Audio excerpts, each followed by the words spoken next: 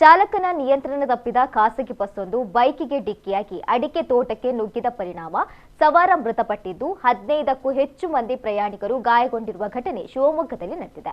Bus ಭದ್ರಾವತಿಯಿಂದ ಚೆನ್ನಗಿರಿ ಕಡೆಗೆ ಪ್ರಯಾಣಿಕರನ್ನ ಕರೆದೊಯ್ಯುತ್ತಿದ್ದಾಗ ಎದುರಿನಿಂದ ಬೈಕ್ ಅಡ್ಡ ಬಂದಿದೆ. ಈ ವೇಳೆ ಬಸ್ ಚಾಲಕ ಸವಾರನನ್ನ ಬಚಾವ್ ಮಾಡಲು ಯತ್ನಿಸಿದ್ದಾನೆ. ಆದರೆ ಬಸ್ ಬೈಕಿಗೆ ಡಿಕ್ಕಿಯಾಗಿ ತೋಟಕ್ಕೆ ನುಗ್ಗಿದೆ. ಇದರಿಂದಾಗಿ ಗಂಭೀರವಾಗಿ ಗಾಯಗೊಂಡಿದ್ದ ಸವಾರ 44 ವರ್ಷದ ರಾಜಪ್ಪ ಆಸ್ಪತ್ರೆಗೆ ಸಾಗಿಸುವ ಮುನ್ನವೇ ಕೊನೆಯುಸಿರೆಳೆದಿದ್ದಾರೆ. ಇತ್ತ ಗಾಯಾಳುಗಳಿಗೆ ಆಸ್ಪತ್ರೆಯಲ್ಲಿ ಚಿಕಿತ್ಸೆ ನೀಡಲಾಗುತ್ತಿದ್ದು ತೀವ್ರವಾಗಿ ಗಾಯಗೊಂಡ ಬಾಲಕನೋರ್ವನನ್ನ ಉಡುಪಿಯ ಮಣಿಪಾಲ್ ಆಸ್ಪತ್ರೆಗೆ ಶಿಫ್ಟ್ ಮಾಡಲಾಗಿದೆ.